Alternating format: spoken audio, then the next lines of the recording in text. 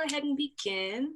I kind of want to preface this with the knowledge that this is going to be a discussion. We want to discuss with the youth. We want the youth to give us all their perspective, all of their ideas and intuition. And so our main focus is going to be finding your purpose. What does prevention and advocacy have to do with purpose? My idea is to kind of focus on why we started, and then from there, what has led us to where we are now. And so I guess I could go ahead and introduce myself. So yes, my name is Georgina LaFaux. I am the Prevention Programs Youth Coordinator here at WSU CEI. And then next we have Mr. Doug. I'll let him introduce himself. Good evening. My name is Doug Bowman, and I work with KDADS, the Kansas Department for Aging and Disability Services. And chief among my duties and responsibilities is the honor and privilege of working with the Y-Link groups across the state of Kansas. We're rapidly approaching 30 local groups. We're not quite there yet. We're in the upper 20s, but we're going to be at 30 anytime now. Each one's different. So there's not a cookie cutter approach, and I'm going to give an opportunity for the young people to talk about what it looks like in their hometown. I just want to make sure that you all are assertive and step forward and make sure you get your chance to have your say. Back to you, Georgina. Thank you. And the only other one that I had gotten with ahead of time and was able to confirm was Miss Abigail. So I'll have her introduce herself. Hi, I'm Abby. Currently, I am at K-State, but I'm also part of the Kansas Youth Connect under WSU. And at K-State, I'm studying to be a biomedical engineer, but I'm on a pre-med track to be a psychiatrist, and I'm part of a lot of multicultural groups here at the College of Engineering. And yeah. Yay. Wonderful. And then, so I want to go ahead and open up the floor for introductions for others who want to be a part of our discussion. Do we have anybody else out there?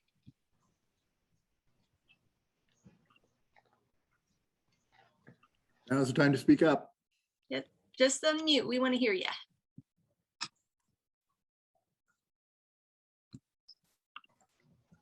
I can introduce myself. I'm Alex Westhoff. I'm from Barton County. We just started our youth crew back in June, and Aaron Deason and Jasmine Figueroa are two of our youth crew members. It's a Resist chapter and also Y-Link chapter. And Jasmine is also on the Resist Kansas Council. So hopefully they'll speak up at some point. Awesome, thank you. Do either of you, are you already on here? I can't see very well, so I don't know. I'm on here. Okay, who's that? I'm Aaron Deason. I'm with Kansas Y-Link Youth Crew, very much in Bryan County. And Alex is our representative that just talked. Okay, gotcha. All right, is there anybody else that wants to introduce themselves? 2 R's. I got 2 R's. Say that again. And then you're the only other one I don't have. Hello? Hello, can you hear us? Yeah. Oh, okay, great. I'm about to mute myself for just 1 second because I was giving someone these numbers, but he's there.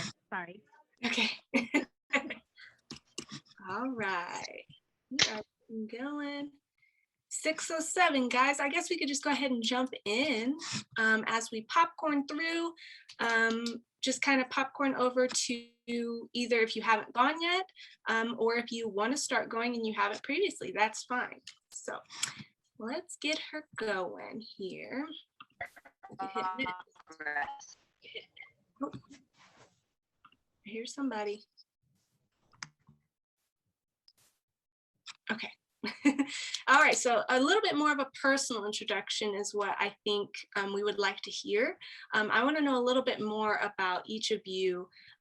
So I did want to put the questions in here, that way we're not trying to play the remember game. But what are some prevention efforts that you have been a part of, or what kind of roles have you played out in your community? Does any of you want to go first with that question?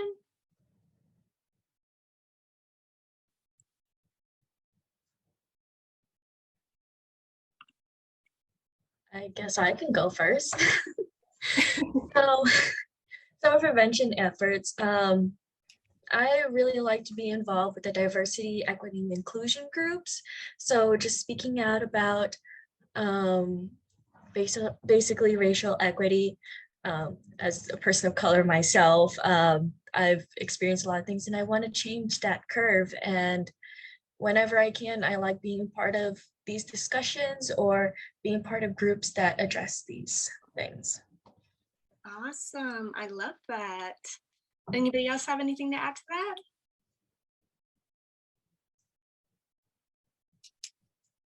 You don't have to.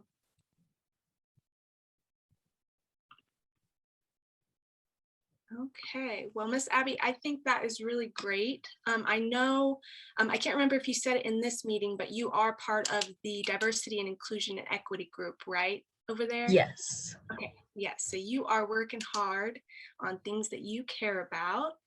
What made you get involved with that? Just your own situations that you've seen or other people? I've been talking about my culture specifically since as young as I can remember, about first or second grade. I was living in a lot of predominantly white communities. So being a new student, every time I moved, they would always ask me, hey, what are you? So I would always talk about it and it just became part of my life. Definitely, fair enough. I could see that. Has it been in Kansas most of your life?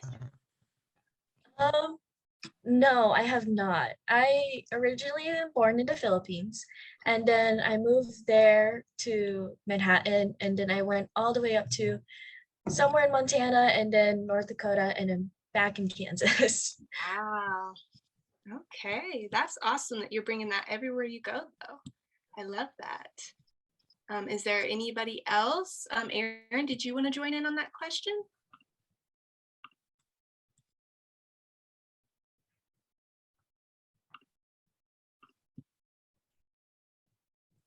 Ah, I went to He the shook left. his head no. Nope, I didn't see that. Okay, sorry. Anybody else? I don't want to miss anybody before I move on. Okay, let's get it going then. Okay, so on to support and empowerment. That's really what we're here, right? For, I mean, missed that word. But from a youth perspective, have there been any challenges with the efforts that you've done thus far? So maybe for Abby being in KYC or the diversity and inclusion group, have you ever seen any challenges in your work? Actually, yes. So one of the groups I'm part of here at engineering, we're trying to make it a THRT campus. I forget what the acronym is, but one of the problems is that it was a predominantly white committee, and a lot of the things they've been saying were of were a different perspective than those who are in the people of color. It's more framed as this is a problem, where in all reality is just a misunderstanding. And I just feel like there might be a little bit of a generation gap there, that we're so used to addressing diversity and racial equity one way that sometimes reframing it's a little difficult. I like that perspective. Good point. In those kinds of challenges, you mentioned the type of gap that there is. How do you think adults could help or hinder that? I would say do more listening. One thing I do see a lot of adults doing is trying to fix it right away once they identify the problem. But events like this is a great way for anyone to speak out about it. I mean, it only takes one person to speak out about it. And that's probably the most important part, just listening in and seeing how things have changed. Ooh, I like that. Well, I want to listen even more. Is there anybody else that wants to add perspective? Can you guys hear me? Oh, I hear somebody. Oh, you guys can? Okay, I've been trying to, like, every time you ask, I'm like, hello? And nobody could hear me. So I was like, Well, we can now. I'm sorry. oh, no, it's not your fault. Malia, would you speak up just a little bit, and would you tell us who you are, please? Can you guys hear me better now? Perfect. Okay, great. My name is Malia Marshall. I am from Rise Up Reno. I'm 15 years old. I'm also a woman of color, since that's really all I heard from this so far. And so I didn't exactly get to hear the question, but sure. I heard from what she was saying that I most likely would have something to say about it. So could you repeat it, please? Of course. Yeah. So the main question was really, in your efforts or your prevention efforts of whatever you are a part of, have you ever felt any challenges in that, any advocacy or prevention? Oh, yes. I'm a part of the NAACP youth, here in Hutchinson, and we have these like barbecue things with like the police officers in the community. It's a yearly thing because we want them to get more involved. And it's kind of it's like we make a place for it, but there's still that like idealism that's like, stuck in people, that they're like, oh, this is bad, cops are no, and like they don't like us and all this. And I feel like in almost all of our events where we've had something to try, breaking the stereotypes, people aren't open to breaking it because they're so comfortable in it that they don't want to, move past it and take risks with it. Like, oh, you know what? Maybe I should move out of this. Maybe I should actually put myself out there to actually help change. Like, Martin Luther King did and Rosa Parks. They put themselves out there to make a change. And I feel like everybody, that I've been around, like other than the people who are in the NAACP, but, the people who are coming are just so absorbed in like, oh, I want change, speak for change, everything, but they're not willing to actually put something forward for change. And I think that really hinders the growth a lot because the children and the parents aren't willing to actually step out of their comfort zone. I love that, Malia. That is a really good point. It had brought me to kind of a question of when you say they're not willing to step out of their comfort zone, do you mean like take action, meaning show up to those sort of events or create those events? Is there anything specific? Not even just showing up, because I feel like, you can show up to anything. You can show up, look, honestly, you can show up to church. That don't mean that you're, you believe in what they, do or whatever. Sure. But I feel like it's also just like, I don't know, sorry. Like being with cops, how people of color react to cops, which we have, there have been very big circumstances with them to where, it's led us to believe this way. And I'm not saying that it's completely illogical or anything, but there have been times where I've seen cops who have been nothing but nice. I grew up with cops and they retired and we've been cool, but everyone's talking about like, oh, well, they're a cop, so they're bad, And so they're not willing to actually get to know a person before they just stereotype the whole thing.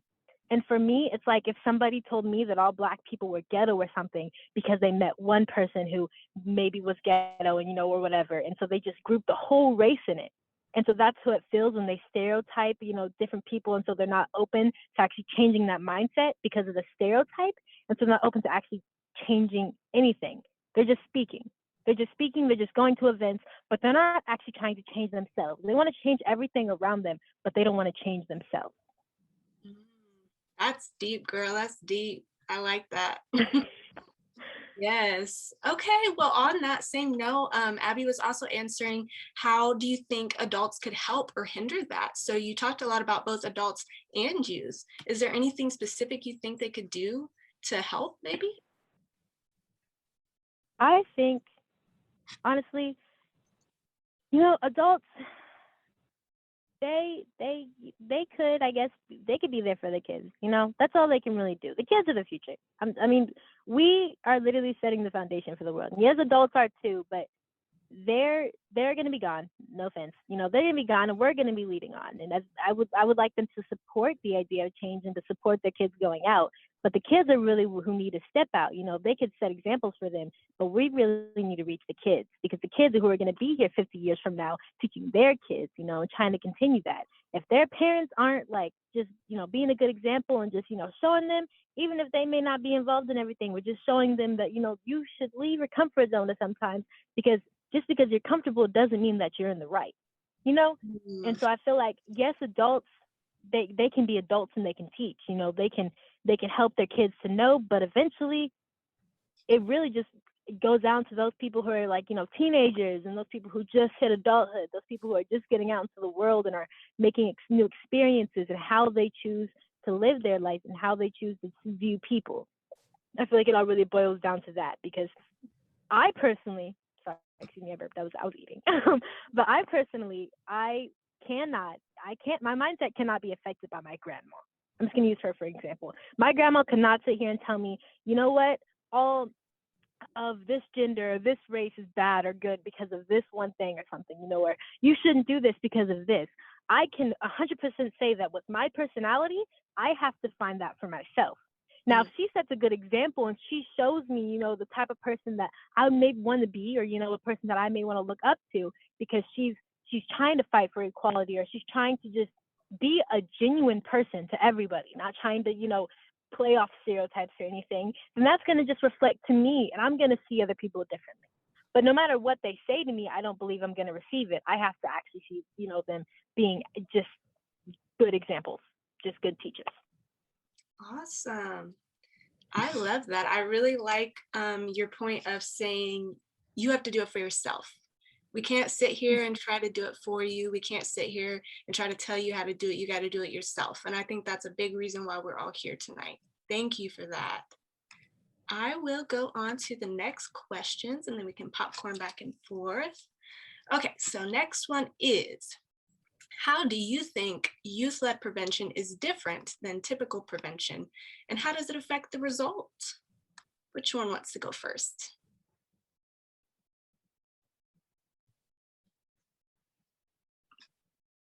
Whoops, hit the wrong button again.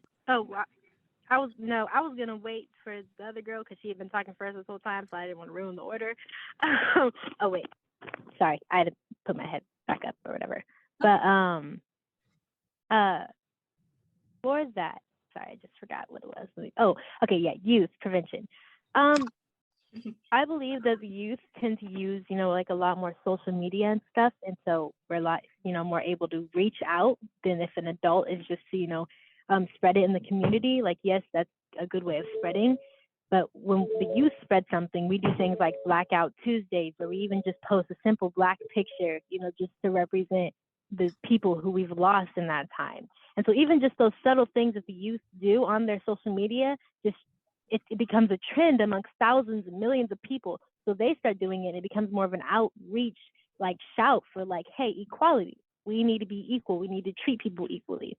And adults, I don't believe that they didn't have, I don't believe they didn't have that when they were younger, whenever they were doing things. They had to get out there and march, and it was very effective.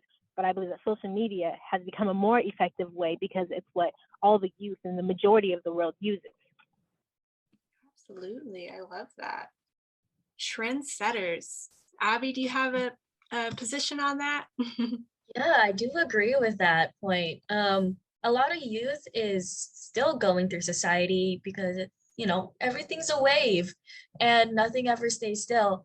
But perhaps in the perspective of adults, they haven't been as exposed to that wave of change that youth are constantly seeing every day, whether be it through social media or through media itself.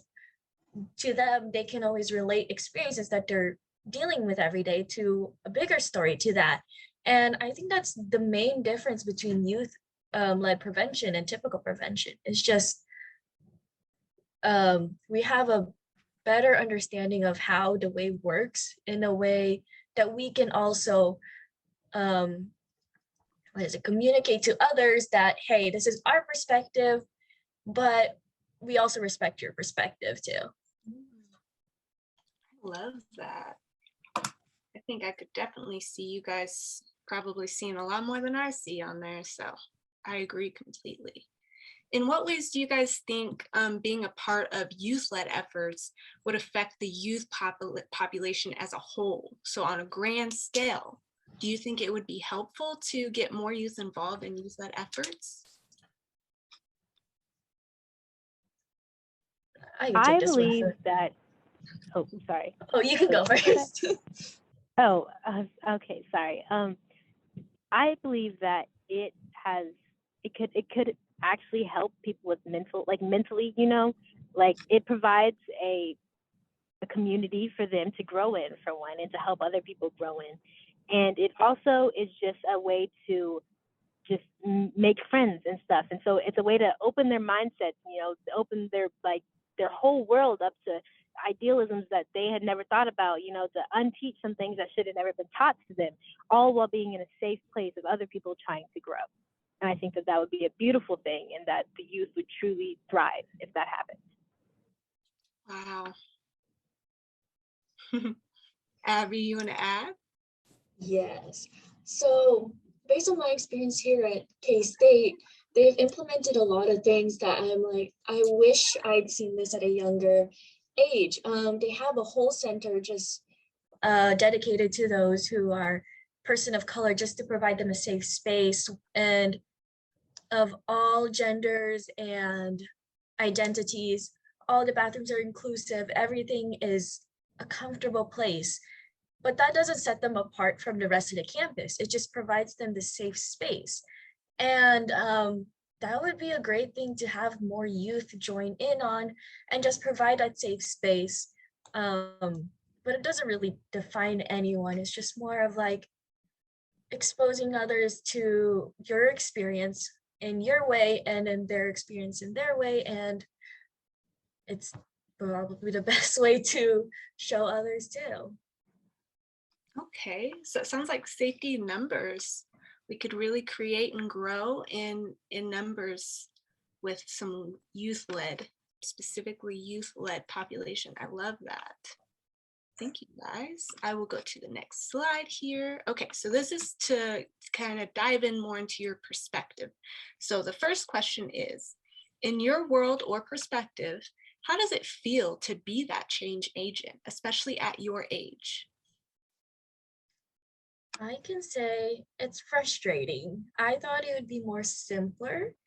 Going into it, I'm like, I know what I want to advocate. I know what I want to do in this field, but the more I dig into it, the more complicated it is, and it does make me feel frustrated. So even though I'm doing a bunch of tiny things, in that moment, it doesn't feel like we're doing much, but I realize the more I get involved, the more I speak out about it, the more I feel change is happening. And I feel very lucky to be in a generation where I'm meeting people who are more open-minded, or people who are willing to talk about their perspectives, and being able to leverage that in a good way, and just understanding that has been a great way for me to kind of find my place in just prevention in general. Okay, I love that. And Malia, since you're on the phone, I'll re-say the question. So in your world or perspective, how does it feel to be a change agent at your age? For me, I think it's both very,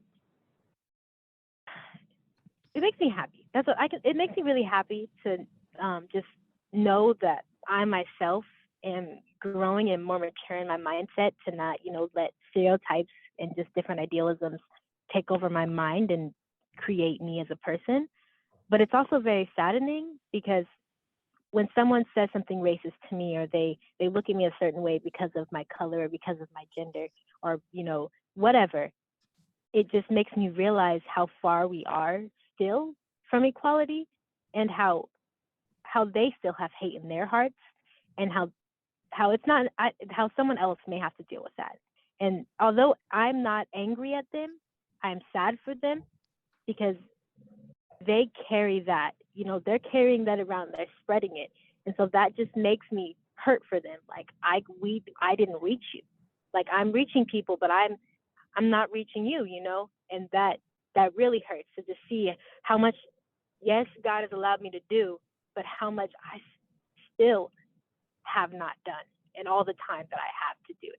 And so it just makes me want to just work harder and harder for everything, so that I can actually, you know, when I die or whatever, I can really just say, I lived a life, like, you know, for God or whatever, you know, serving the people, you know, trying to bring equality to the world in a way that I could be happy and remember myself by.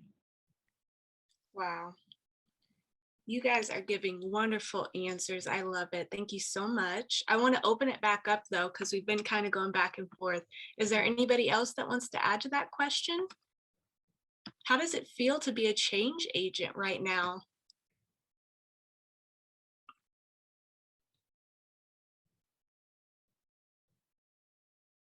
Anybody want to add? Hello.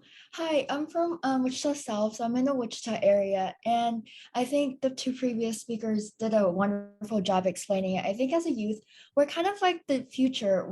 We are the future. We're the one who's going to make changes. And I think it's so great that we get to be in positions of leadership where we get to make changes. We get to make an impact. And as youth, I think we are able to connect with our peers in a better way than most adults will be able to.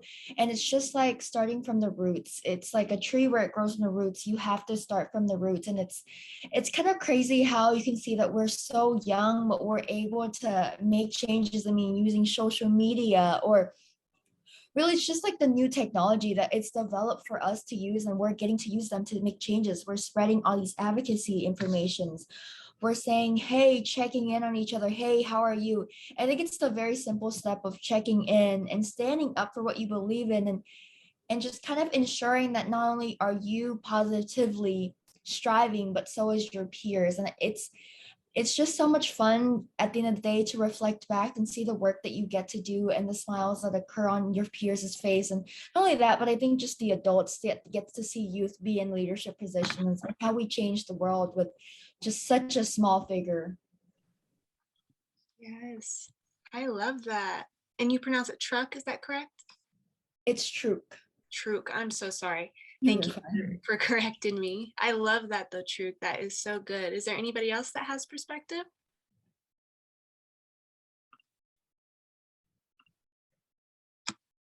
Feel free to answer whenever. We're not any kind of organized thing. This is a discussion and we want to hear what you have to say. I will go ahead to the next question. If you guys want to answer about a question we've already passed, tell me. I will go back. That's perfectly fine. Next question is, how has your prevention efforts given you a different perspective on life? So maybe in a situation where, like Abby was mentioning, going into it and seeing that there's a lot of work to be done.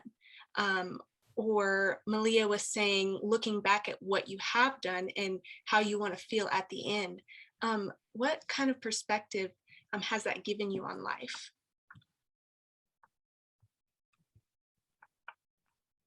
I'm Abby, and I'm part of Y-Link from Augusta, Kansas. And I don't know how to say it, but I guess I haven't been in any like many groups, and I guess it's being part of Y-Link. I'm kind of realizing I really like the idea of like helping children and being a big part of helping people get together and such. And so I guess that's a big thing because I'm really young and I think I still get to kind of be halfway point where I'm still being helped and I'm helping people younger than me. And so kind of like just recently in our meeting, we made tie blankets for children. And I really like kind of imagining like, hey, they're going to be so excited when they see those. Yes, that's Oh my wonderful. I God. love that. Thank you, Abby. Anybody else? One thing I've definitely learned is that, well, something I've gotten from all of it is that, one, adults are not always right. Which that threw me off because I was always taught, what adults say goes.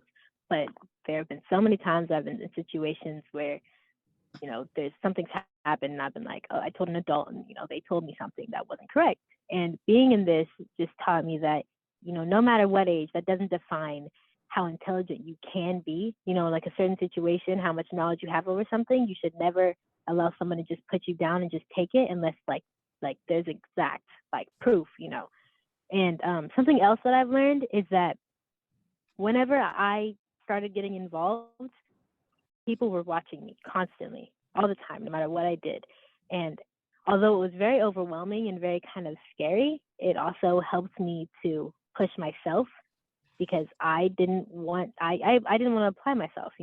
I in the beginning I was just trying to get involved just so I could say that I did something. When I actually got involved, I was like, oh, I really want to actually change something. I want to actually do something with my life, with other people's lives. I really want to just show them, so that they can have someone to follow as well. They could have an example, so they could just decide to set out.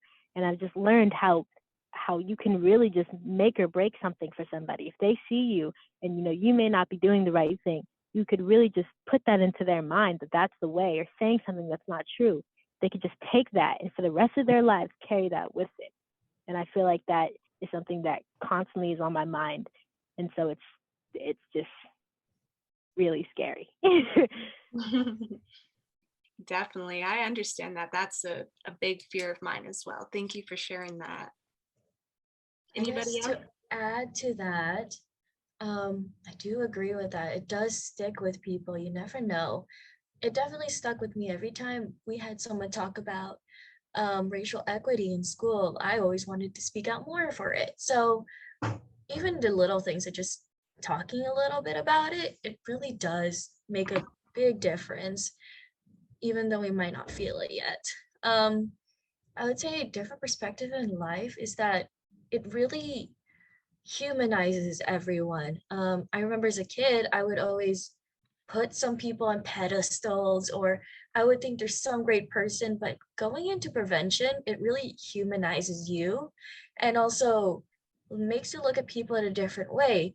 I treat people now with more kindness than I've ever been, because I'm understanding now that I might never know what happened in their early life, and while their current perspective on that might not align with mine for now, it might be a product of what happened to them as children. So I can't really blame them for that. All I can do is just support those who are willing to hear me out. And hopefully, there'll be a byproduct of that and they'll listen. Yes. Wow. Beautiful. Just beautifully said, Abby. I love that. Thank you. Anybody else have any other comments to add to that? Different perspective in life as far as prevention has taught you. Yes, Mandy put in the chat, the wisdom. It's out of this world right now. And that's exactly why we love hearing from you guys, is because you guys speak the truth, okay? We're listening today. I will go ahead to the next slide. Again, just let me know if you want me to go back. Okay, does prevention bring purpose? This is our big question. How do you think advocacy is or will help you in your feelings of feeling purposeful or having an accomplishment? It sounds like you guys have already gotten that far, but I want to hear a little bit more about it. How has that given you purpose? I would say going into prevention, I wasn't looking for accomplishment or purpose. It's just when people started reaching out after all these things I've done, because I'm so passionate about it, I've realized, oh dang, I have actually done a lot to help.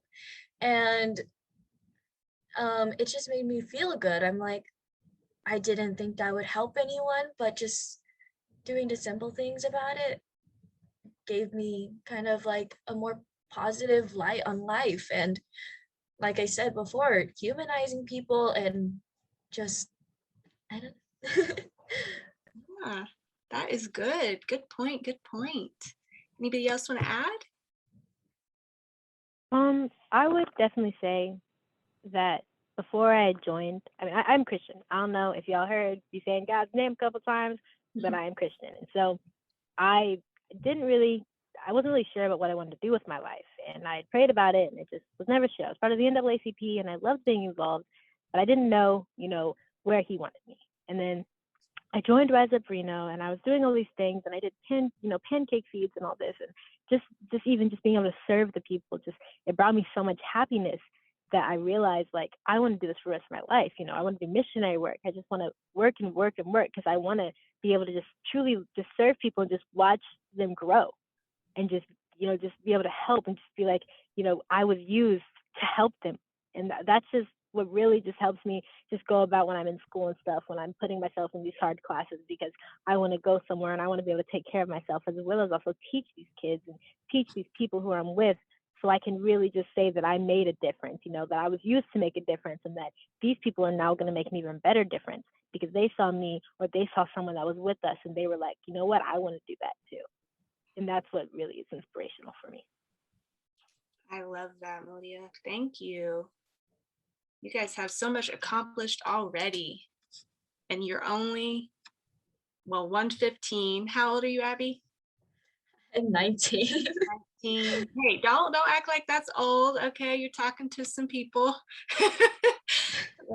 But anybody else got something to add to that? How has advocacy maybe given you a purpose, or how do you think it might give you a purpose in the future? It sounds like giving is a big one. We like to give. I can't, I'm having issues trying to move through these faces. All right, are we sure we don't want to add anything else or bring up any other comments? Okay, so I will advance, and I've already forgotten what the next slide is. Oh, there it is. Okay, so next one is youth in policy. So I have a couple bullet points here, more than questions, just because I wanted it to be kind of open. These were just some ideas I had on why it's important for you to be in policy, but I want to hear from you guys first. Why do you think you need to be telling, you know, policymakers what they should be doing?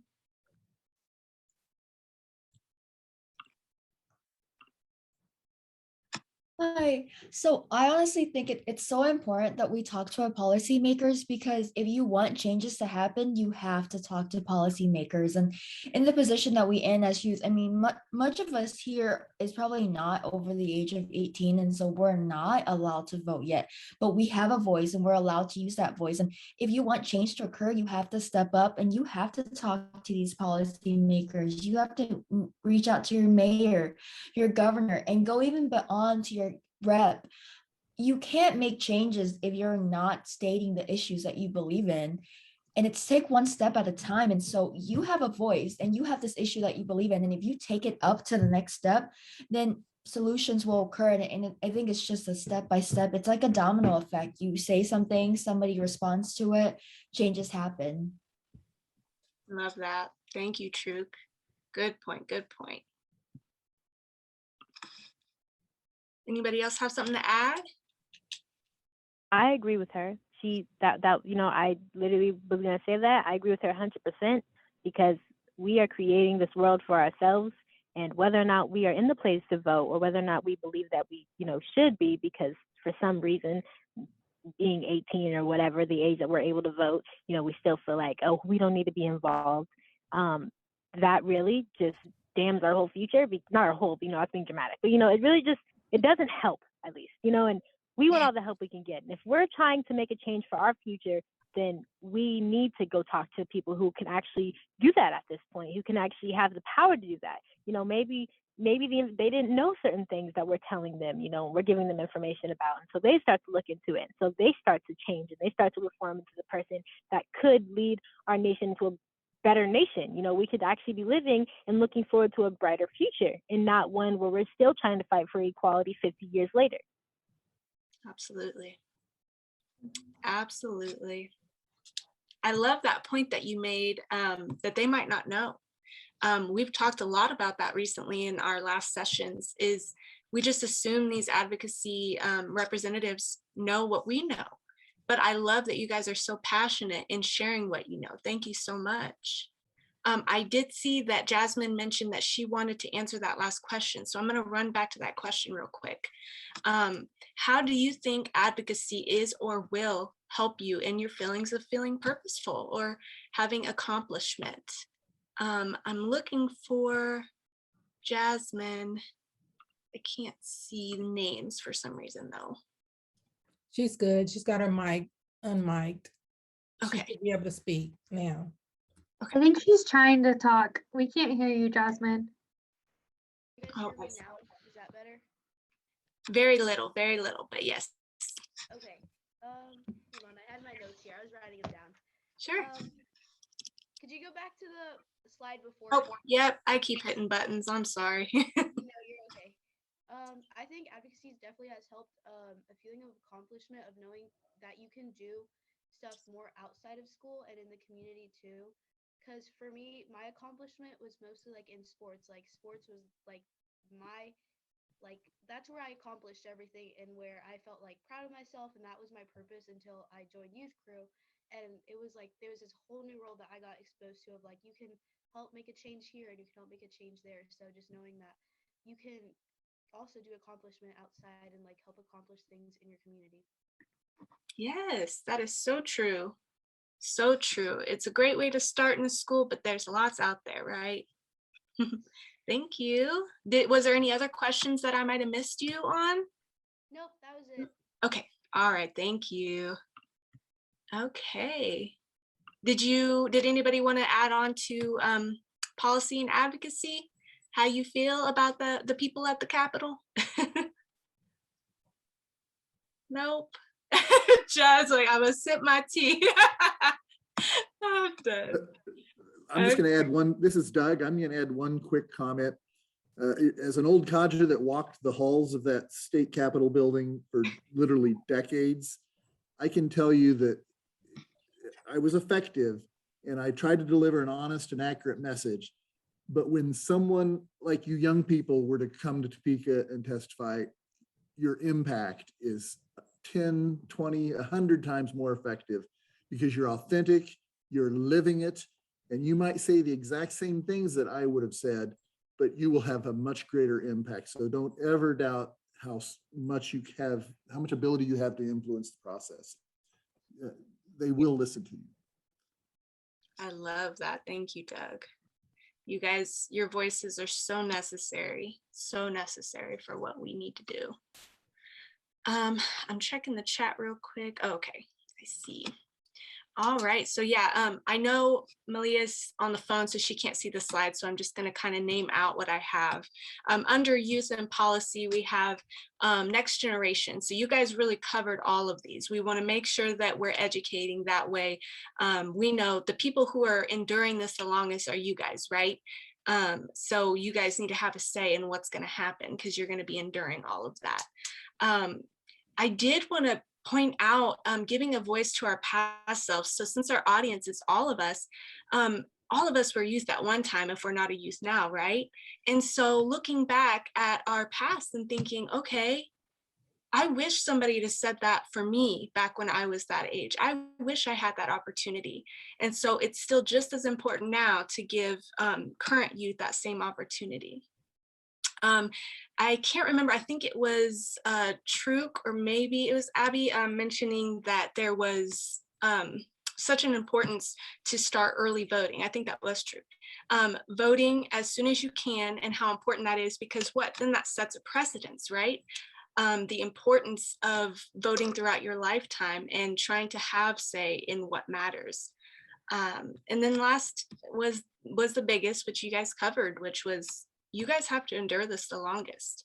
In a joking way, yes, we're not all gonna be here after, 50 years or whatever, but at the end of the day, you gotta work with what you got and today is today and you guys are working hard. And I think, just like Doug said, you're gonna have the biggest impact on those representatives. So thank you guys so much. I did want to go over some of our, if I could move this out of my way. I am not good with technology. I know I'm relatively young, but it's not happening, guys. I'm sorry. Okay, okay, got it. All right, so getting involved. I know some of you guys mentioned where you're from. At the time, again, I didn't know who all was going to be able to discuss with us, so I only involved the ones that I knew were going to be able to attend. So I'll first let Doug talk about Y-Link, and then I'll go into KYC3. Well, we're running a little short on time, so I'm going to be fairly brief. Y-Link is a very loose association. I mean, it's not really a program. It's a variety of local groups that have come together, and we don't try to tell them what their focus should be or what their project should be or what their passion is. What we try to do is just support them, provide them with a little bit of money to cover some of their expenses. And so consequently, it's a patchwork quilt. We have a lot of different groups out there all across the state, and some of them are involved in prevention, as we've talked about it, prevention of substance use and abuse, prevention of suicide. Some are more traditional leadership and just trying to learn leadership skills. And some are very much strongly into community service and just going out and trying to make a difference in their own hometown. So it looks different in every community. And if anybody would like to learn more about it, don't hesitate to give me a call or email or contact me, and I'll be happy to talk with you about it. So I'm going to pass back to you, Georgina. Awesome, thank you.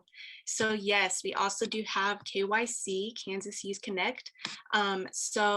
Official contacts is going to be me or Lydia Fuqua, or of course Chad. Chad knows everything about everything, so there's that. But past that point, KYC is really a lot like that, actually. It's a group that we're here to support youth. It is youth-led, so you guys are going to be the chairs and the co-chairs and the people making your own decisions. We're here to help give money when you need money. We're here to make sure that you guys can get where you need to go and can get your voice out where you want your voice to be heard. So yeah, that's why I put empowerment across Kansas, because we are here to empower you guys. This third bubble over here is about KYC3. So that is actually our Kansas Youth Community Change Conference. So KYC is putting on this conference. It's going to be a lot of fun, guys. April 2nd and 3rd, we're going to be up at Rock Springs Ranch in Junction City, and we're going to be having fun. It's going to be a lot of presentations, a lot of youth presentations, a lot of good information. Our theme, a lot like this theme is connecting the dots, is building blocks. So I think one of you mentioned it as well earlier. We want to build that foundation. You guys are the foundation, and we want to help you guys build yourselves. And so that's what this conference is mainly about. Trying to find the leadership, the hopefulness, the aspects that you guys want to focus on. There's all kinds of things that I could get into, but I did put the Facebook page down there so you guys can look for more information. So I'm not talking your ear off, but I did want to bring those up just in case there's more things that you guys want to get involved in. I'm sure there's 10,000s more that I wish I could have added on here, but I got to try to keep it short. But yeah, so I did want to mention those. Of course, these are our contacts. Again, I do have Abby's up there, but I wasn't sure who else was going to be able to attend, so I apologize for that. But past that point, is there anything that we still want to finish off before we let go? It is open to any and everybody.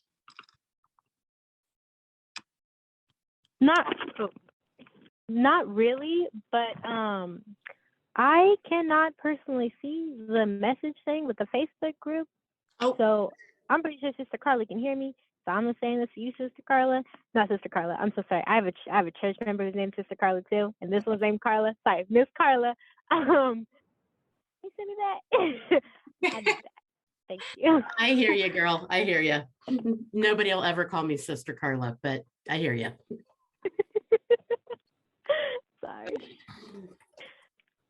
Perfect. Any other questions or comments? Ooh, Chad's putting some good links in the discussion. He usually does. Let's see. Oh, yes, it is the Twitter for KYC. Yes. I'm just kind of looking through here because I think I missed some. Awesome. Well, I love it, guys. I really do.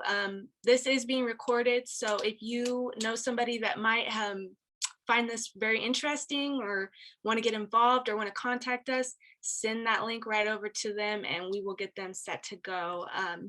Trying to think if there's anything else I wanted to bring up.